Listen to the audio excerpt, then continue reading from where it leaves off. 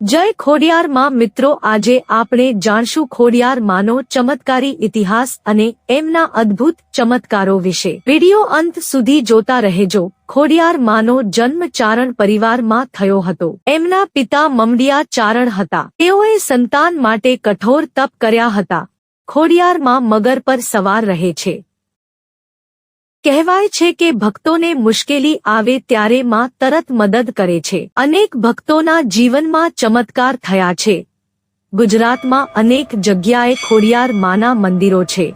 રાજકોટનું ખોડિયાર મંદિર ખૂબ પ્રસિદ્ધ છે। અહીં લાખો ભક્તો દર્શન કરવા આવે છે।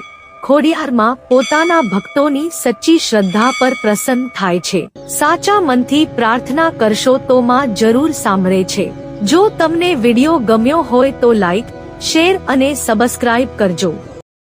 કોમેન્ટમાં લખજો જય ખોડિયાર માં।